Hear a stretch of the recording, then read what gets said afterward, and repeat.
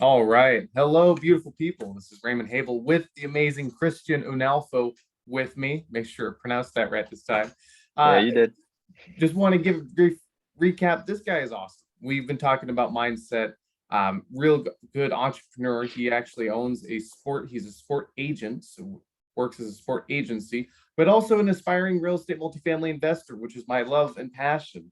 So we're going to dive into it today. We're going to dive a lot about mindset, talk about networking, and also kind of the perseverance you have when owning your own business. So, Christian, I know that was just a brief recap on everything you've done. Go and tell the listeners a little bit more and a little bit more about Yeah, well, thank you for having me.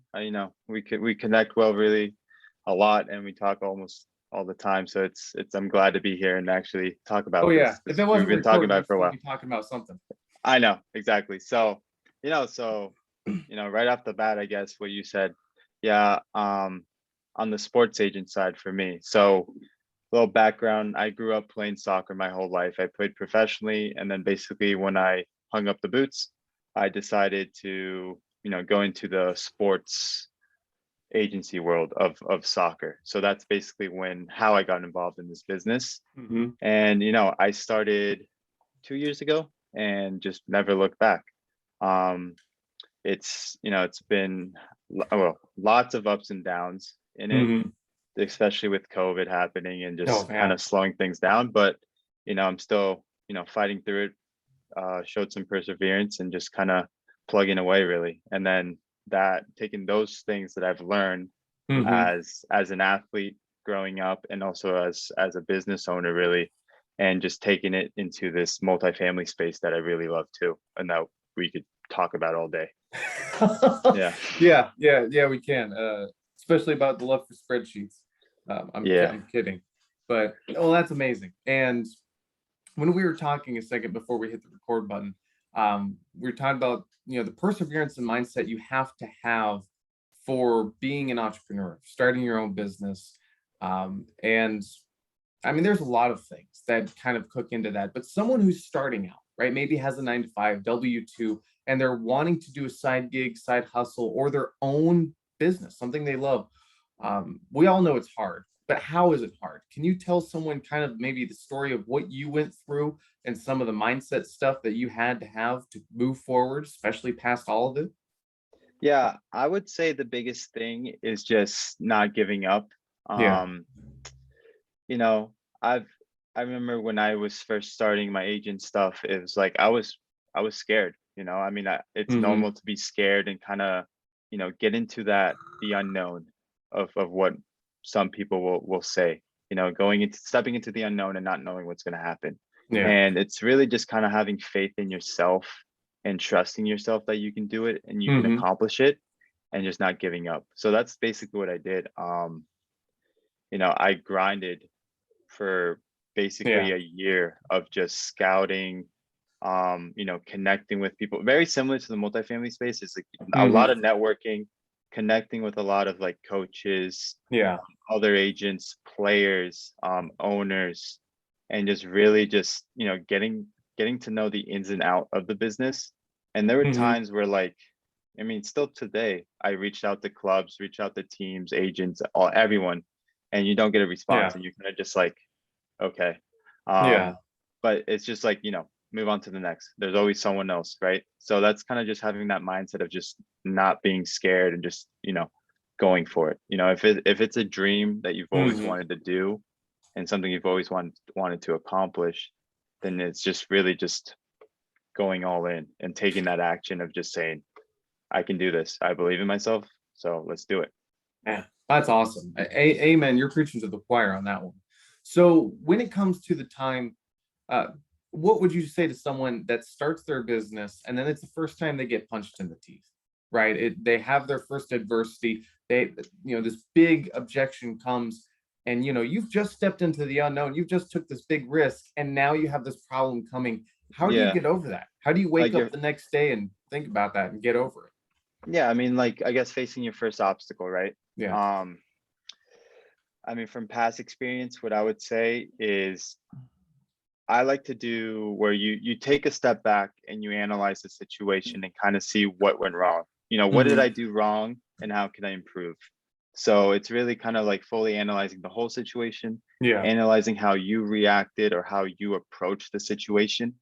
And it's just like, okay, let's fix this, let's fix that. Hmm. And once it comes again, I can overcome it. And it's just Yeah. like the same thing. It's like what's the saying? Like two steps back. No, one step back, two steps forward. I Is it that sure one? hope so, Or but something like that? Yeah, right? Something yeah. like that. So Yeah, one you step back, two almost steps sound forward. scientific in your approach. Like you tear apart the adversity, right? An objection comes, you tear it apart, you try to boil it down to its key elements. This is what happens, this is what, and then you just Yeah. say, okay, I'm gonna keep pushing forward. And if I see that same thing come again, now I know how to handle Yeah, exactly. It's I would say I'm like that because like as an athlete, I it. feel Yeah. like with when you analyze certain situations you've been Mhm. in, it's like you have to like be very analytical and be like, okay, this is what happened, this is how the play happened, I Yeah. didn't react well. And it's just that's I do the same approach when it comes to anything in life and just That's awesome. when with any obstacle really. So it's just really how can I overcome it? And it's Yeah. just breaking it down and then slowly taking baby steps to overcome it. Man, that's awesome. So do you have like a goal or a purpose or something also pulling you past the adversity? Because some people might be listening to this and say, well, yeah, but this thing was so painful, I decided to quit, or, I didn't want to do it Yeah. anymore. How do you Yeah. have anything that pulls you? Yeah. So I would say my why and my goals really. So my why is basically doing it for my family and doing it for Yeah. myself is the biggest Hmm. thing. Um, so it's like, I want to be able to provide for my family right now and my future family. Yeah. And I also want to be able to prove to myself that I can do anything I set my mind on and I can accomplish anything. Hmm. Um, and then this also connects to my bigger goals of being able to help others, educate Yeah. others, and teach others.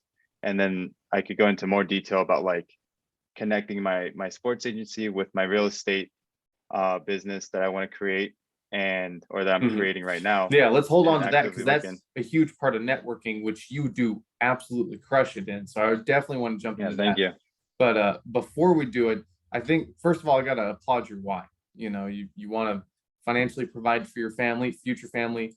I think Jim Rohn had a saying, right? He wanted a goal, right, to build a financial wall around him and his family that nothing could get through.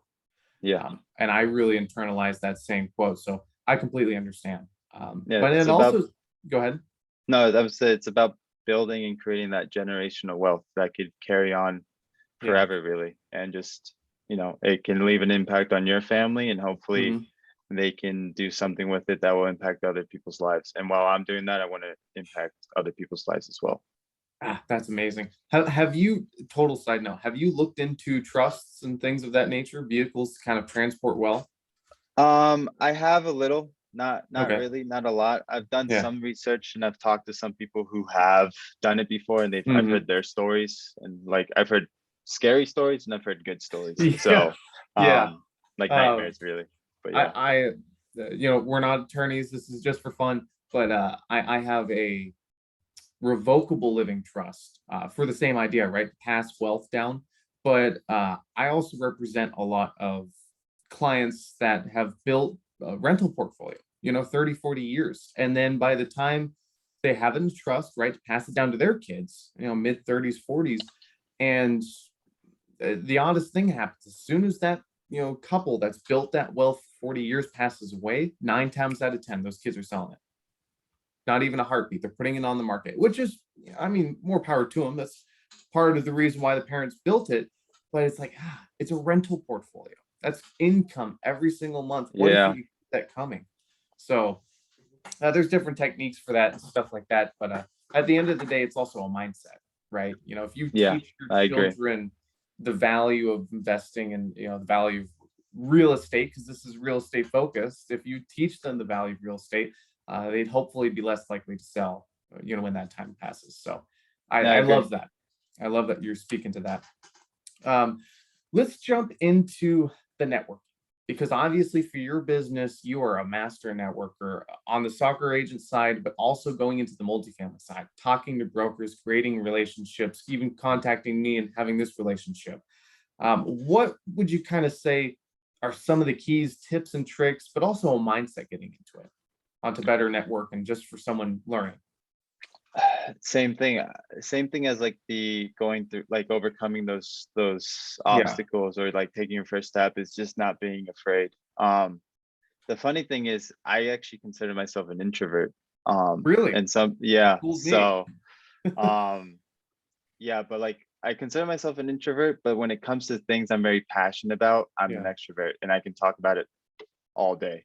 Hmm. Um, but I think it's the same thing. It's just, putting yourself out there and just talking to people and connecting, listening to their problems, or not, problems, their goals, everything, Yeah. and just seeing how you can align with them and how you can, help them at the end of the day.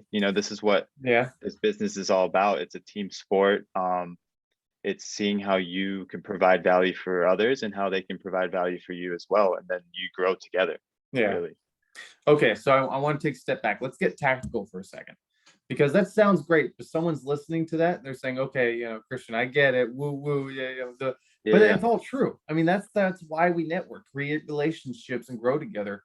But how do they, go across the lobby and hand that business card? What are some of the trips, and also keeping in touch? Right, you and I have both been to events where we got 15 business cards, and then never stayed in touch ever again after that. Yeah. What are some of your keys for doing that? I guess it's really just approaching, it's like, Mhm. within the first 5, 10 seconds, just say hi, introduce yourself, and just, Yeah. I always say hi, I'm Christian, I'm from Boston or Mhm. LA. And then I'm saying, where are you from? And then I talk about that. I ask them, Yeah. questions. Ask questions, I have them talk about themselves, and then you exchange basically numbers or info and details Mhm. about where you're looking to invest, all that type of Yeah. stuff. And eventually you create a conversation, and hopefully you can leave a impact on them as Leave an well, and just impression. I like an see. impression. Yeah. Oh, that's powerful. There's a good book called How to Win Friends and Influence People. And it's Yeah. one of the keys in there is, have them talk about themselves. I think there was Yeah. I won't divulge in that now, but there's a story about that, right? Ask Yeah. questions, right? Have them talk about themselves. And nine times out of 10, if you ask that person nothing but questions and they talk 80% of the time and you've just asked questions at 20%, they're going to leave that conversation and think, wow, Christian, oh my God, he was the best. I love that guy. We had such a great connection. And it's just them talking about Yeah. Yeah. Yeah. themselves. And I it's a know. human need to have that conversation and express yourself, but they feel connected with you. And that's huge on asking questions. So I love that. Okay, so how are you? Is there anything specific, still staying on the tactical side, that you do for the multifamily? Like, do you have a script? And also, who are you approaching? Who are the main people you're kind of trying to connect with? So I don't really have a script. I've always had the approach of be honest and be yourself. Hmm. There's no need to fake who you are, fake what you have to be in order to impress someone. Yeah. I'd rather have friends who like who I am, and people that want to work with me for who I am. Um, so when it comes to, I guess, the networking part, really, of just connecting with investors like you and Hmm. I, it's just really, you know, we're both part of the Warrior group. So I just reach out to the Warrior group. I Yeah. try to reach out to at least like 3 to 5 Warriors a week and try to connect Awesome. with them. Hmm. And then, also people outside of the group, like on Facebook and LinkedIn, I'm always sending friend requests and just Yeah. basically sending a message, be like, hey, I see that you're in the real estate game, would love to connect and kind of Hmm. talk and see how we could help each other in the future. And that's Yeah. basically what I do, and just schedule a call, like a 30-minute call with them, and then Yeah. just get to know them. And then I put them in my CRM, and then I follow up. Basically, like, I try to follow up once a month, really. Just check Awesome. in, see how Yeah. things are doing, see how they're doing, and then if you can help in any way, really. I love that. And also you're taking the fluff out of it. I can't tell you how many yellow notepads I have stacked up of leads that I used to have. And I say used to as a key word because you can't follow up with something like that. So to the people just starting off, whether it's real estate, soccer agency, um, break down the CRM real quick? Just give a high level and how you kind of fit that into your networking. How do I do it Yeah. basically? Yeah, I mean, I would say First of all, what is a CRM? CRM. I don't what It's what's the a customer say it. relationship management Yeah, there we go. system. There you go. Yeah, I don't. It's Yeah, one of those that's what it things. is. One of those things. So it's basically just you keep everything in one document or Yeah. one. I use Google Excel Sheets. spreadsheets. Yes. Exactly, a spreadsheet, Yep. and it's basically I have name, I have number, email. I also have location, as in Powerful. where are they from, and Yeah. also where they're looking to invest.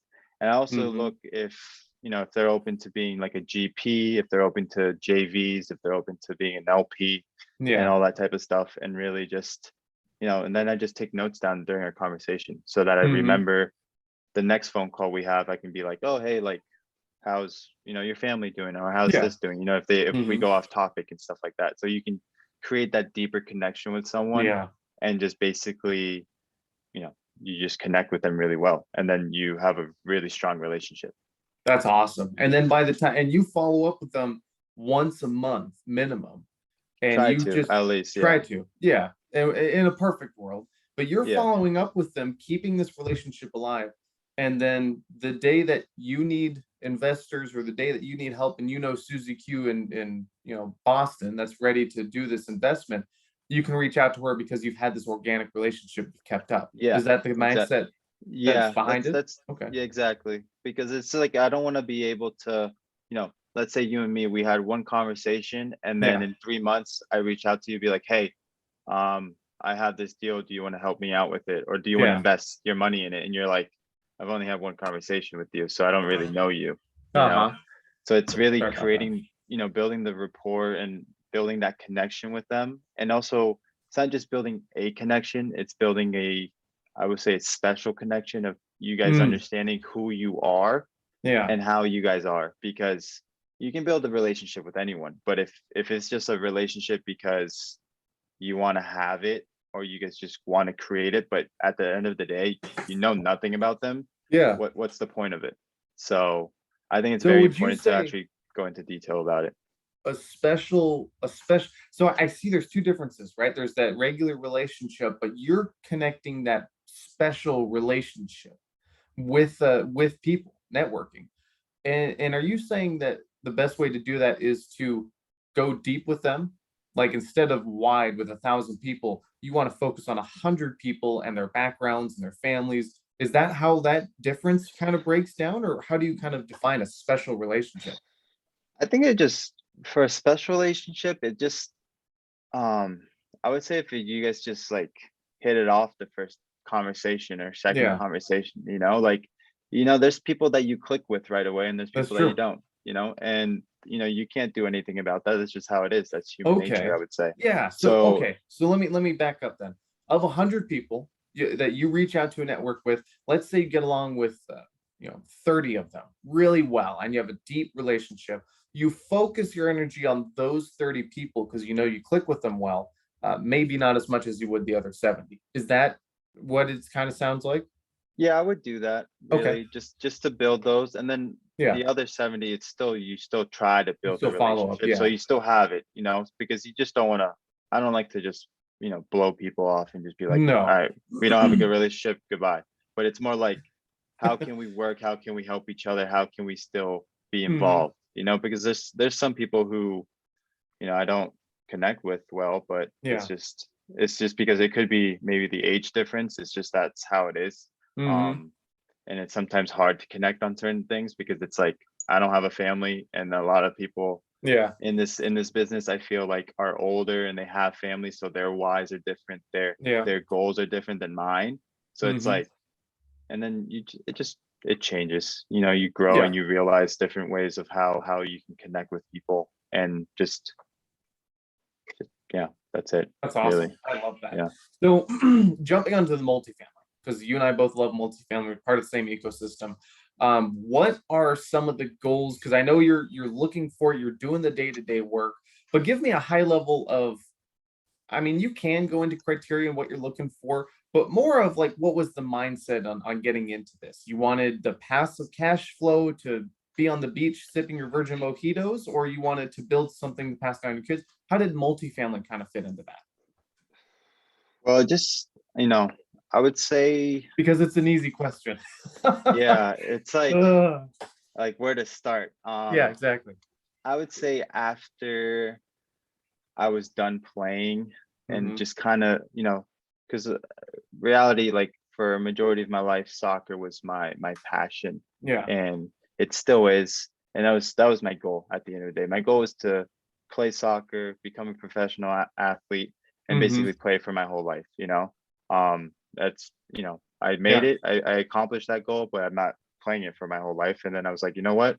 What are my other passions? And I said real estate. Real estate was always something that I loved and Hmm. something that always intrigued me. So I just, went on and started like educating myself really about Wow. it. So And did you then have a family member that was in real estate, or how'd that kind of appeal to you? no, not really. The only family member I had that was involved in real estate was my Hmm. uncle. But I never really talked to him about it, to be honest. Gotcha. It was just for me, it was just always soccer. I was always like soccer, nothing Yeah. else. And then Which is good and focus. yeah, exactly. Yeah, I guess. And then, then like I said, once I stopped, I just went straight into real estate. I first started looking into like the single family space Yeah. and kind of going up to 4 units and just kind Hmm. of doing like that stacking method that a lot of people may know Yeah. about that you hear from bigger pockets, that Oh Brandon yeah, Turner Burr talks about all the method, time, everything. all that Yeah. type of stuff. That was my whole plan.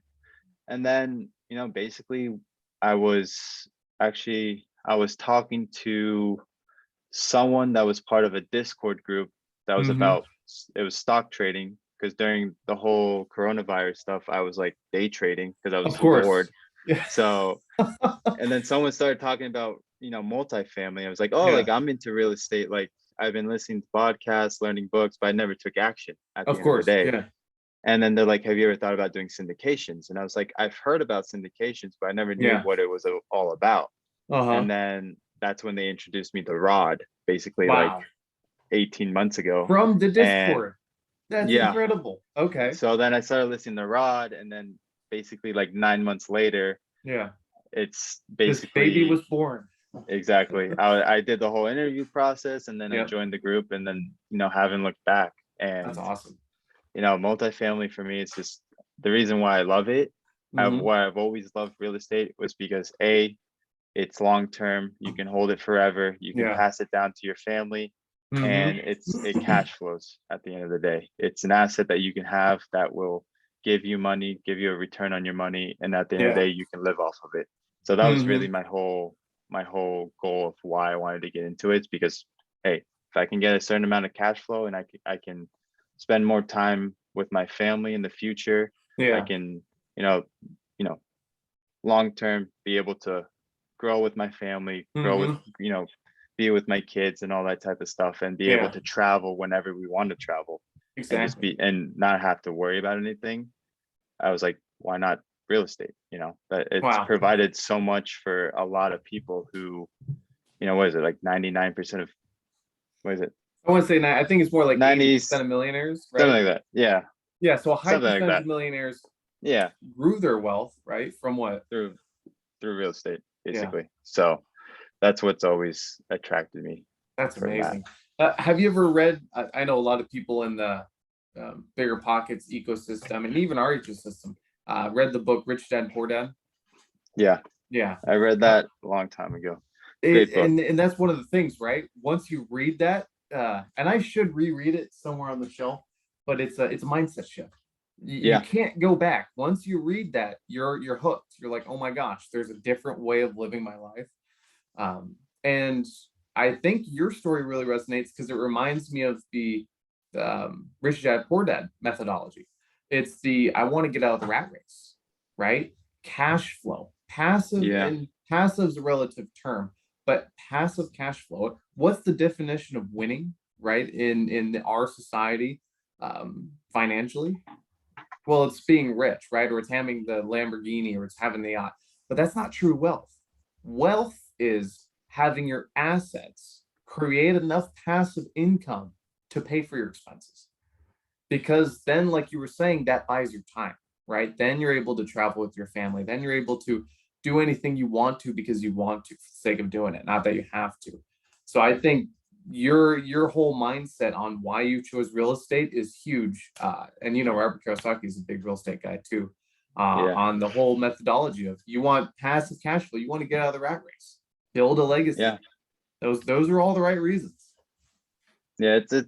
I mean, I could talk about it. I love it. I think it's like a beautiful thing. There's so many different ways Yeah. to make, there's so many different ways to be successful in this business. Mhm. And every day I learn something new. And I'm just like, I like that idea. But then it's also, it's Yeah. like that shiny object syndrome where you're like, I should just narrow down Yeah. or stay on one thing. But it's like Yeah. every day I'm like learning something new, and there's something like I was just like, wow, like Mhm. it's insane how like all the possibilities that you're capable of doing Yeah. in this business. Oh, and you know what? I'm trying not to do Airbnbs right now because that's the new hot thing, right? Airbnb is the new flashy thing. You and I both know real estate apartment complexes have been here for a long time. They're going to Yeah. stay for a long time. But it's still enticing, right? The model and how much return it makes. I mean, holy goodness, you can turn a $1,200 rental into something that's cash flowing $4,000 a month.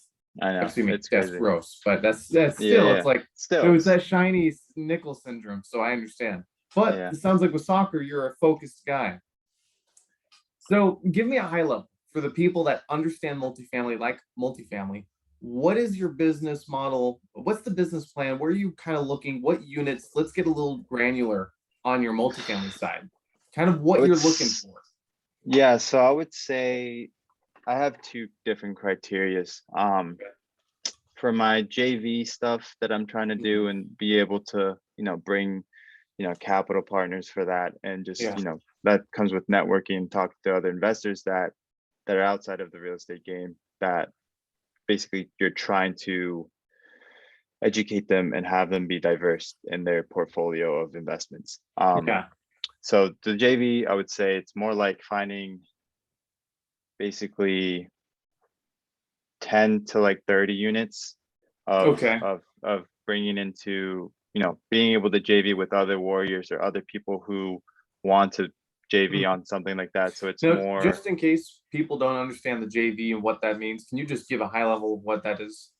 yeah, it's just a joint venture. So it's basically like with a syndication, I would say it's, you have a group, which is your Hmm. GP, your general partners, and then you're bringing in a bunch of limited partners, and those are your investors, right?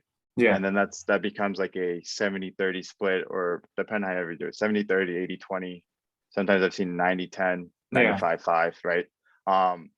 So it's just with a JV, it's more like you're bringing a smaller group of people, and the Hmm. split is basically equal. So it's like if you bring, if I JV with you, it's a 50-50 split, right? Yeah. So that's what I mean when it comes to finding Gotcha. JVs, is Hmm. finding, one or two people that, like, max, I would say max of four people, depending on the size of the deal. Hmm. Um, just that are, have the same vision and kind of same criteria, and just taking that down, really. That's awesome. Yeah. And And and then one key I want to put onto that is that everyone in the JV has to play an active part. They have to do something. They have to be in the day to day in some capacity, right? When you have a syndication, the investors, all they're doing is wiring in the funds and then they're getting the returns. They're not doing anything. So I think that's a big, you can have a yeah, syndication with four people in it. It wouldn't make financial sense unless they brought a lot of funds to the table. yeah, But at the end of the day, everyone in that JV has to play an active part. Is that right? yeah, definitely. Awesome. Everybody So in the JV, everybody has to. that's the one side, the smaller Yeah. units that you're going after. Tell me about the syndication. And then the syndication is basically, this is like 75 units plus 100 plus, and that's just, connecting with other warriors and finding their strengths as an investor, right? You have an underwriter, you have Hmm. a capital, not wait, capital raiser slash like asset manager slash Yeah. like investor relations, because you can't just be a capital raiser, right? Yes. Yeah. According to the SEC. You can't just SEC, raise right? money. You have to do Exactly. something. You have to do something. And then you have people who are like the deal finder, the acquisitions person, Hmm. right? I would say those are the three, Yeah. right? Top three. Um, so it's just finding people who you connect well with, and it also depends Hmm. on where you're looking, right? Yeah. Oh, where are you looking, by the way? So for me, my main market is Cincinnati, Ohio, Oh, um, yes. Okay. and the surrounding areas, and also actively looking in Florida, all over Florida. Gotcha. I love the Florida market. It's growing, it's hot, but obviously it's harder to find something. Hmm. Cincinnati, same thing. It's not as hot, but it's we're finding some stuff, but it's just, the price points just don't make sense. The numbers don't make sense right now. So it's In just kind of being, Ohio? yeah, Huh. Okay. yeah. So it's really just, my thing is making sure it's a great deal, not just a Yeah. decent deal, right? It's because at the end of the day, like in a syndication, you're bringing in other people's money Hmm. that they're expecting a certain return, and you have to take care of that, and you have to make sure you perform. If you don't, Yeah. it damages your reputation, damages their pockets, and it Hmm. could possibly lead to probably some legal issues. I don't know. Yeah. So Never you know. want enough cushion in there. You want to have a great deal Yeah. that even if everything turns sideways, everyone will still come out fine. Yeah, exactly. So just playing it super smart, especially I feel like with how the market's going right now, Yeah. just True. just better to play it smart than be Hmm. sorry, right? Yeah. But yeah. So you've identified some key areas for a team, right? And this is a team sport. At the end of the day, you can't do everything yourself. Um, where do you find yourself most comfortable on that team? What spectrum? Are you the deal finder, capital raiser, underwriter? What's kind of S- where you're leaning? Yeah, so at first, when I first joined the group, when I Hmm. first started doing all this, I was more in the acquisition side of finding the deals. Yeah. Um, and then I still do that, and I still actively look and do and basically try to, connect with brokers, connect with other individuals, and just Hmm. basically try to get those deals and get that deal flow, right? Yeah. And then my next step is the capital raise, really. So it's just Gotcha. basically doing those two things together, Hmm. because, at the end of the day, what I've learned a lot from other Yeah. experienced operators, they're like, make sure you have the money first, right? Have the money Hmm. lined up.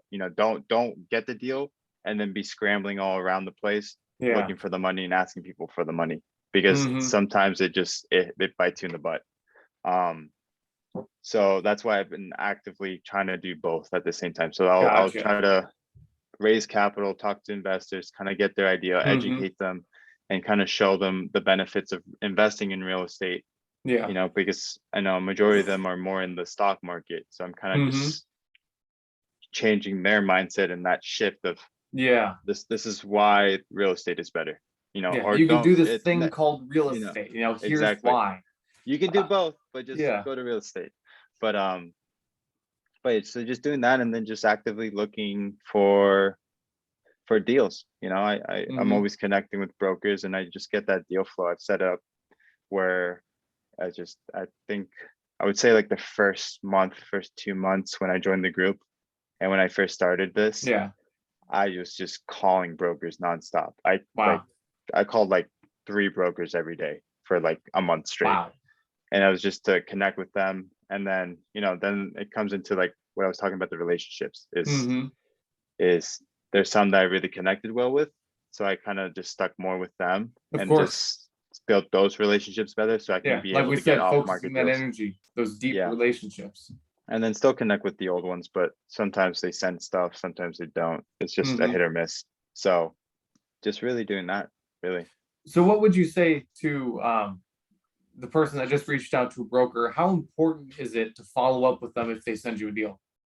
It's very important. I would say it's very important. Yeah. Always follow up. It's sometimes I struggle with it because Hmm. it's like you can get caught up with doing so much, Yeah. analyzing a deal here, over there, and the next thing you know, you're like, oh, I forgot to respond to that. Hmm. But what I like to do is within the first like 48 hours, 72 hours, just to Wow. have a response. Just say, even if it's like asking a question, right? So Hmm. like this, let's say you're a broker, you send me a deal, a 50 unit. Right away I usually ask, hey, what is this what is this asset going to trade at? Like, what's the whisper price? Hmm. What's the motivation for selling, and what's the calls for offer? So I can have a timeline of like, okay, if the calls for Yeah, offer is in 2 months, okay, I have time to take my time and exactly. analyze this. If it's next week, then I got to do it quick. Gotcha. Um, so I do that, and then basically, I will, run it through a prelim or bring someone else that's a really good underwriter because Hmm. I can't do math. Math is Yeah, not my thing. yeah. So Well, and it's not even math. that's I not even wish it math, was just exactly. math. It's an art too. It's just like a Yeah, painter. There's a certain way and a certain mindset, and everyone has their own. But I understand it's an yeah, art too. yeah. So I have, some people that I like to talk to, get their Hmm. idea, get their feedback, and then I'll try to analyze it too, so I can practice and Of course. basically get that underwriting knowledge, because I think Hmm. it's a very important to have, Yeah. to know, because everyone's going to need to underwrite something and make sure it's a good deal, right? Hmm. Um, so basically do that, and then if the numbers don't make sense, then you just say that, go back and respond and be honest. I've always been honest and say, hey, these numbers don't work because of this X, Y, and Z. Yeah. We have to be at these numbers for us to make it work for us and for our Mm. investors. And it just seems like we might have to be at a 15-20% discount of what the asking price is. And Gotcha. you're just, I've never had any issues with any brokers by being honest with them, And and I was they about to say that understand. sounds really honest. You're coming up to them saying, "Hey, this is why it doesn't work." But you also go another step beyond that and say, "This is what I'm actually looking for to get my investors." Yeah. What's been your response with the people that have actually responded to you? Has it been all good responses? Yeah, I've never had any, like, I've never had any issues with any brokers. And that's for, Awesome. you know, us being new and Hmm. having no experience in this. Yeah, and usually they just cast us into the Yeah, wind. they just like blow you off and just say Yeah. like, yeah, whatever. It's just, for me, my biggest thing is just like, if I can be honest and just show Mhm. them that, hey, like, we are running this, we are Yeah. analyzing, and we have a system, we have, you know, I guess, boundaries or Hmm. guidelines or criteria, really, that what we're looking for and what we need as a team and for our investors, Yeah. then we're being true to ourselves. So they should at least respect that, right? Mm. Um, Very true. so I just tell them that. It's sort of like, look, like, these are, I always send them the Hmm. criteria that I'm looking for, like, BC class, value Hmm. add, right? Um, these are the type of returns we really like this is the minimum, really, Hmm. but basically we like to have it higher, and then just they'll try to send us some stuff that they have under that criteria, but then when Yeah. we run it, it just doesn't add up. Yeah. Well, And yeah, it's crazy. It shouldn't say crazy. It's a hot market. It's harder to find a yeah, deal, right? So, I had a question that I heard recently in the ecosystem, the Warrior Group, and I thought it was a really good question. When you're doing your underwriting, and like you and I both, we're still learning that art and that science. Some people will actually respond to the brokers after they do a preliminary analysis. They run the numbers real quick, back of the napkin, real dirty, and they'll actually show the spreadsheet. Do you go ahead and actually show them the spreadsheet and where it's not working, or do you just call them on the phone and say, "Hey, it didn't work because X, Y, and Z"? I've never sent the spreadsheet. I know what you're Okay. talking about. I've seen that question before, Yeah. and I never really thought about doing that.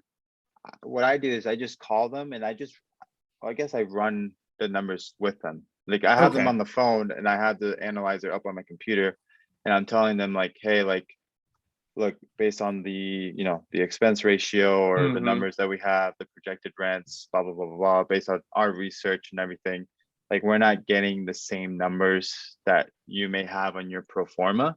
So Yeah. this is why it's not working out. And then they'll ask questions and stuff like that. And then I just like, okay, I get it. And then sometimes if they have a good point, or just say like I remember there was one deal where I was looking at, and the location was our concern. And Mm-hmm. then the broker's like, just take a double look at the location and do some like deeper research and get back to me about it. And I was like, okay, I, Yeah. we have a good relationship. I trust you. Let me take a look. And Hmm. then I did a deeper look, and I still didn't like the area and what was going to happen. So I was just Gotcha. like, you know what, I did the research that you said, blah blah Yeah. blah. I didn't see the same vision as you. That's But okay. and that's amazing for a broker to actually, they're obviously selling the property. That's what they want to do. Yeah. But for them to have a relationship with someone like you, and for you guys to have a relationship, and then be on the phone and say, "Hey, you know what, Christian, check this out. Double check the location. Do some more research and get back to me." Most people won't spend the time of day. You're Yeah. lucky to get them on the phone, let alone actually have that conversation. Yeah. So I mean, that's to go off the part where you were saying about like showing them the analyzer. I've never Hmm. done that. I usually just, like I said, it's a phone call or it's just an email with Yeah. like, it's a long paragraph basically explaining why it's not working out.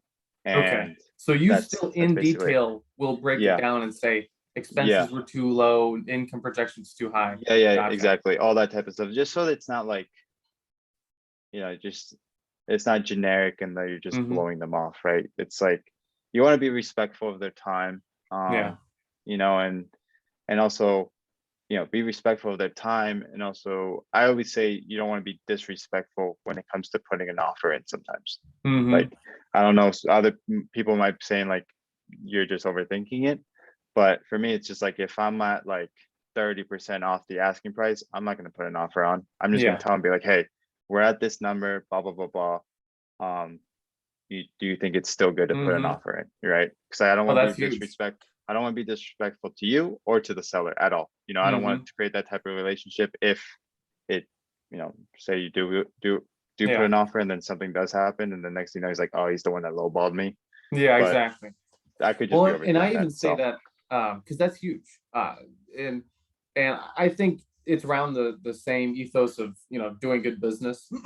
If you're at price, and with properties in this kind of market, we're seeing record high prices, and a lot of the underwriting we're doing is coming up at lower prices, sometimes significantly lower. And if something comes up lower, like when it's a single family buying houses, right? I would tell them, I'd get them on the phone. Like, I'm not even going to disrespect you with telling you what number I came in at. We're just too far apart. Best of luck to you. Da, da, da, da, da. yeah, And yeah, it sounds like you have that similar conversation with brokers yeah. when That I that think it's happens. Yeah, I think it's important because, like I said, you're being honest and you're just being straightforward. You're not Yeah. trying to hide anything. You're not trying to be sneaky. You're not trying to, you're Hmm. just saying, like, hey, it's not working out for us. That's it. Then Yeah. we move on to the next one. There's always another deal, right? It's not like everything is just going to be taken up, right? There's always another Yeah. one. Hmm. So how do you, because you get deal flow from the brokers you've obviously networked with and you keep that relationship with, how do you manage? Because it takes a long time to do that underwriting, and especially if there's a time window that they're taking offers. I mean, how do you juggle all those balls at the same time? I just go for it. Honestly, it's like, if I'm I being love honest, that. I just, As it it's a comes in, I'm lot. doing it, baby. Yeah. Like I try to keep a good schedule Yeah. going. For me, it's always like I always have my morning routine and I have to work out no matter what because if I Hmm. don't, my mind just doesn't work during the day. Um, but then after that, I basically just like I have my planner right here next to me. Yeah. I'll write down what I have for the day that I Hmm. had to do from yesterday or like, new ideas that came up like last Hmm. night in the group chat or something like that. Yeah. And then I'll write it, okay, I'll do this today. And then whatever comes through in the email, I'll put it into my CRM. I have a folder where I put the I put the financials and everything, and then I just do the prelim. And if it doesn't pass the prelim, I just put into a like trash folder. Hmm. And if it passes and it looks good, then I put into like the green folder, like underwrite me folder. Okay. And basically the prelim gives you a good idea of why it's not going to work out. So that I Hmm. just basically do that. So you're not wasting like 30 minutes to an hour just underwriting, and then you're like, yeah, I already Yeah. know it doesn't work out. So why am I doing this? Yeah. Um, so and then with the underwriting, it's just underwrite it really, and just 30 minutes, 45 minutes, an hour sometimes of just doing, you know, the market research again and just making sure Hmm. the area is good, just knowing the income levels of the area and Yeah. just going into the levels, finding the rents and the projected rents and all that. Well, and that's a testament to knowing your market, Yeah. right? You can't underwrite a deal if you don't know your market. So really get in there. And it sounds like you know the market, you talk to people in that marketplace. Do you contact property managers at all to get help with the underwriting and that boots on the ground? Actually, I haven't. Okay. I know a lot of people have talked Mhm. about doing that. I've personally never done that. It's Mhm. just I just talk to the brokers really, Yeah. and I use Rentometer, I use apartments.com to find Hmm. the rents. I go on Craigslist and Yeah. Facebook Marketplace and everything, and then it gives me a good idea of like, okay, it's a 2 bedroom, 1 bath, like 900 square feet, right? I just look Hmm. around the areas, what does it make sense? And then once you start underwriting more deals in your given market, I feel like you become more comfortable and understanding of like there's little pockets where, you know, a 900 square foot, 2 bedroom, 1 bath is probably $1,200. And Yeah. then right here, it's like 750, 800. And then Gotcha. it's a nice area and this is not so nice area. Hmm. So it's like eventually you get a good understanding and be like, okay, it's in one of those pockets. So I understand why it's at that price Ah, or that's why the amazing. rents are at that price. Yeah. Yeah. That's I think that's huge, especially doing that market research. And it sounds almost to sticking one market is important too, right? If you stick to one market and you do this underwriting, eventually you're going to start understanding those small nuances between neighborhoods and street on street. And it sounds like that's what you do with your underwriting. Yeah. Yeah, I do. Basically That's just awesome. like, just You just stay in I the one spot. will, That's your market. That's the market you chose. yeah, yeah, really. Perfect. Especially with Cincinnati, yes. And then Florida, I picked like 3 cities basically that I'm really focused on, which is like Tampa, St. Petersburg, and then Hmm. Orlando, and then Jacksonville. So those Okay. is just understanding them That's incredible. as they come and go. But yeah, Awesome. So let's wrap this up. This has been a huge amount of content that we've gotten through. People should watch this 3 times, just the amount of brokers alone. With that said, so the one question I like to ask is what a good business book or life book that you've read that you would recommend to others? business book or life book. Yeah. Ooh, that's a good one. It's called, so there's two. There's one that's more, it's called, if I remember, it's How to Win the Game of Life, that I Okay. got I got passed down by my grandma, and that was Wow. basically the mindset of, like the whole, I would say like the law of attraction type mindset, and Hmm. just kind of like the more you give, the more you get, and actually just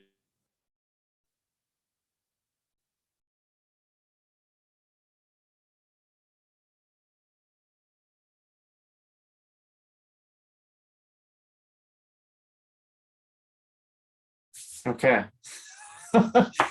We have had a malfunction, ladies and gentlemen. Let's see if this will work. Oh boy. did it go out? Yes, it did. Yeah, when it's all good. I saw you speaking, and then all of a sudden it went frozen. And I imagine I looked like a frozen stick figure. Yeah. Um, So okay, so how to win the game of life. How to Win the Game of Life. Good mindset book. Yeah. It really goes off with, have you ever read The Secret? No. Um, that's a good book too. It's all about Okay. like the law of attraction, all mindset stuff, really. Mm-hmm. I love those type of books. Rich Dad, Poor Dad, and Yeah. Think and Grow Rich is one of my favorite books of all time. Um, Yes.